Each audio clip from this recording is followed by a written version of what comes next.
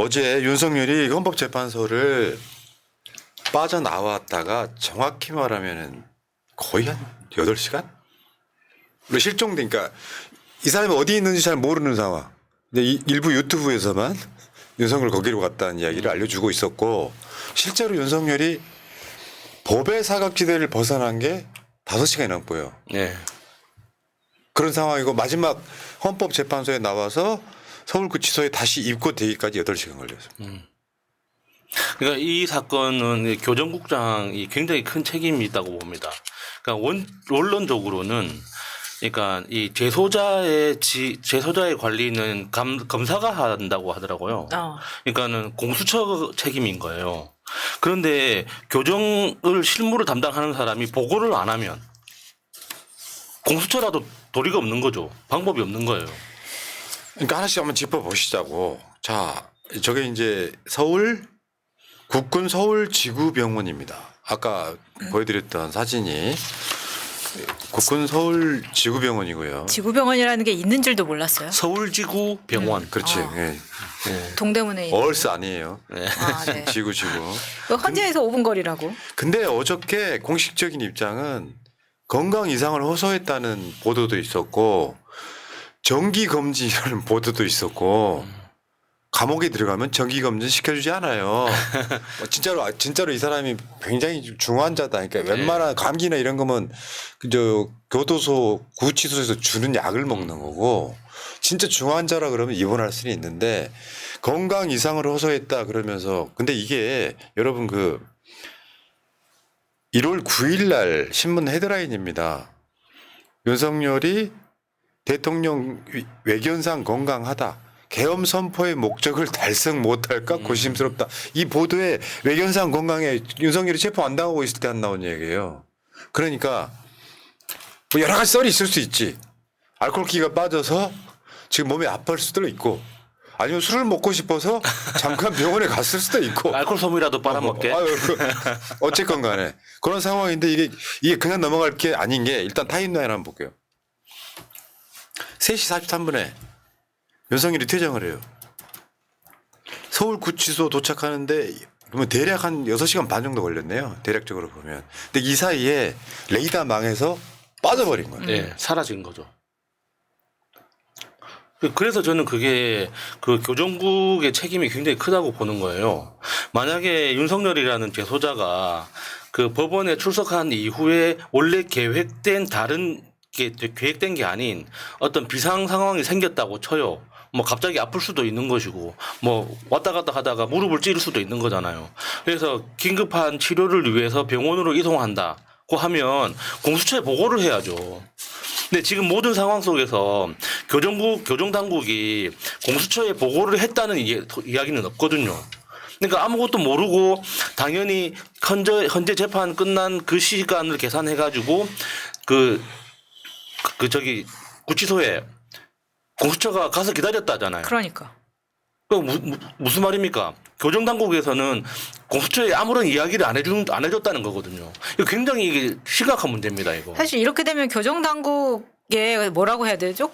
관리자, 책임자. 네. 책임자는 이거 날아가도 할 말이 없는 거예요. 네. 이거는 진짜 재소자와 뭔가 모종의 뭔가를 하지 않았나, 결탁하지 않았나 이런 의심까지도 받아봐야 된다고 생각합니다. 그 의심을 한번 해보자고요, 이제부터. 뭐냐면은 이게 일단은 윤석열이 누린 특혜. 강금원 회장. 몸이 아파서요. 저게 뭐냐면 강금원이라는 분은 여러분들이 잘 아실지는 뭐 이름만 들어보셨을 거예요. 그러니까 박연차도 그렇지만 노무현 대통령 또는 노무현 대통령 주변의 사람들한테 어떤 대가도 없이 정치 자금 그 당시 그게 관행이었으니까 그거를 나중에 뭐 홍준표 이런 애들이 노무현 대통령 돌아가신 뒤에 뇌물 받아 돌아가셨다 그랬는데 뇌물이라 하면 대가성이 있어야 돼요. 옛날에는 기업화 좀 하는 사람들이 정치인들 후원 막 하고 그랬어요. 어떤 대가도 받지 않고. 강금원 회장이라고 하는 창신섬유 그 회장님은 그런 사람으로 유명한 사람인데 몸이 되게 아팠어요. 치료 못 받게 합니다. 그리고 돌아가셨어요. 그게 이제 지금 현재 검찰에 가깝고요. 가깝게는 정경심 교수.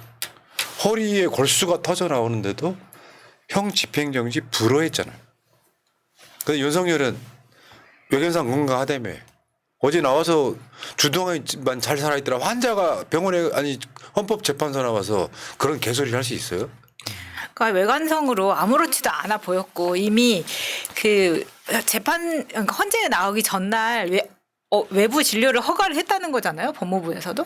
그러면 지금 법무부에서는 공수처에도 법무부도 안 알려줬다라고 볼 수 있는 거예요. 네. 그러면 이게 뭐예요 지금 도대체? 이게 지금 제대로 돌아가고 있는 거냐? 아직도 윤석열이나 김건희의 라인은 살아있다라고 볼 수밖에 없는 그러니까 겁니다. 이제 어제도 공수처가 윤석열이 헌법재판소 끝나면 강제 구인해서 네.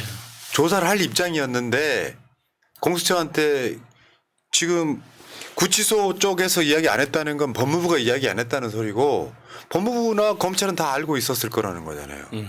그런데 공수처한테 말 안 했다는 거잖아요.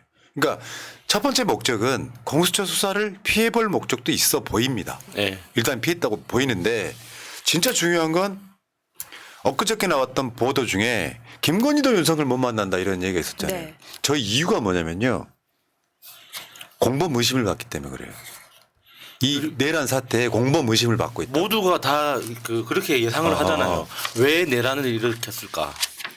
내란을 일으킨 이유는 결국에는 김건희가 아니냐라고 다들 그렇게 생각하잖아요. 아니, 단순히 네. 사랑을 위해서 계엄까지 해봤어가 아니라 네. 김건희가 계엄에 상당 부분 개입돼 있다는 의심이 있어요. 네.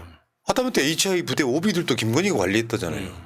그러면 김건희하고 윤석열하고의 공범관계가 성립이 되는데 아무리 가족이라도 면회를 못하게 해야지 입맞추기가 쉬우니까. 그렇죠. 근데 어제 나왔던 보도가 아니라 의심에는 뭐가 있냐면 거기에 김성훈까지 같이 있다는 거예요. 김성훈까지. 그러니까 어제 헌재 들어간 입장하는 모습을 보면은 윤석열이 입장하고 바로 뒤에 이광우하고 김성훈이 보입니다. 그 말은 김건희는 만나지 않지만 이 두 사람은 관저와 구치소를 자유롭게 드나들 수 있는 사람들이잖아요. 그러면 이거는 공모하기가 너무 쉬운 거예요. 그런데다가 이제 완전히 법의 사각지대에서 그들끼리 뭘 했는지를 아예 어떻게 해볼 수 없는 이거는 수사 들어가야 되는 거 아닙니까? 이런 특혜가 어디 있어요? 그러니까 공수처의 수사를 피해서 사실상 검찰이 윤석열을 뭔가 증거인멸을 하게 도와줬다. 말 맞추기를 네. 도와줬다. 네. 이렇게 보면 될 것 같고요. 여기서 핵심 포인트 하나가 있습니다. 뭐냐면은 비화폰. 비화폰을 김건희한테도 줬다는 그런 이야기가 있더라고요. 그러니까 김건희뿐만 아니라 그걸 관리하는 게 경호처고요.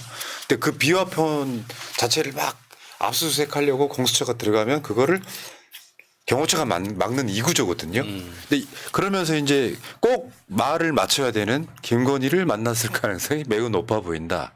여기까지 딱 가면은 지금 이제 윤석열이 감히 이제 구치소에 있던 피의자 주제에 아예 전체 시간으로만 딱 놓고 보면 한 6시간가량은 비어 있었다. 비어 있었다. 예. 레이더에 벗어 있다. 그 맘만 먹으면 타락타락 가능하잖아요. 그렇죠. 이런 상황에서는 경호처가 지금 완전히 윤석열을 비호하고 감싸 돌고 있는데 경호처가 나서서 꼭 빼낼 수도 있는 거 아닙니까? 결탁해서 정광훈 유아. 뭐 차라리 뭐 탈옥이라도 하면은 뭐 국민들한테 할 일을 주는 거기 때문에 뭐 좀 심심한 시간은 줄어들 수 있겠죠. 근데 그게 그런 멍청한 짓을 우리나라는 도주가 불가능한 나라이기 때문에 그렇게 멍청한 짓을 하겠습니까? 그러니까 지금 당장 자신의 어떤 어떤 증거인멸 말 맞추기 위해서 오랜 시간이 필요한 게 아니잖아요. 그 말 맞춰야 되는 사람하고 단 10분, 20분만 만날 수 있어도 충분한 시간이기 때문에 그 시간을 벌려고 지금 어떻게 잔머리를 쓰는 게 아닌가 싶어요. 그러니까 이게 이렇게 될 수 있어. 윤석열이가 헌법재판소에 매일 나오겠다 그랬잖아. 예. 매일 이런 짓 할 수도 있어. 맞아요. 네. 그러니까 그 교정국장 그 사람이 진짜 의심스러운 거죠. 아니 왜냐하면 헌재 재판에는 굳이 안 나와도 되는 거거든요. 근데 이렇게 나오겠다고 하는 이유는 공수처 수사도 피할 겸 본인이 뭔가 몰래 하고 싶은 일들이 있기 때문이라고 생각합니다. 자, 어쨌건 윤석열 도주 사건. 도주야 이거. 어떻게 보면 탈옥일 수도 있고. 탈옥이죠. 감옥에 가두는 이유가 뭐예요? 증거인멸의 우려, 도주의 우려, 사안의 중대성입니다. 이 다 걸려 있는데 윤석열이를 수사기관의 레이더에서 벗어나게. 근데 하고 싶은 거 다 한 거잖아요. 어저께 이런 이야기가 많이 돌고는 있긴 하지만 지금 헤어 메이크업 다 하고 나온 거거든요. 네. 그러면 그 만나고 있는 접점의 사람이 경호원 외에도 또 있다는 거예요. 미용실 언니도 만나고 있다는 이야기를 볼 수도 있는 그러니까 거죠. 나 그것도 이상하더라 진짜. 네. 뭐 재소자 중에는 뭐 제주 있는 사람들이 많다니까. 아니 근데 제주가 있다고 하더라도 지금 경호처만 만날 수 있겠어요? 그 안에서? 저는 호송차 안에서도 할 수 있었다고 생각합니다. 어제는 이상했어. 사실은 윤석열이가 옛날 머리로 하고 나와야 정상이지. 그렇죠. 네. 자, 일단 이 이야기는 여기까지. 인포레이터 신귤 라리스님. 오죽하면 모 유튜버는 김건희가 사랑하는 김성은을 지키려고 계엄 일으킨 거라더군요. 너무 나가지 마요. 네. 그 사실이라고 할지라도 우리가 너무 안 나가는 이유가 있어요. 딱 그래. 저거 김건희다라고 하면 김건희라는 확정이 있어야 되잖아. 너무 나가버리면 예. 공신력이 떨어져. 나중에 맞는 말을 해도 안 믿게 돼요. 너무 나가지 마시라고.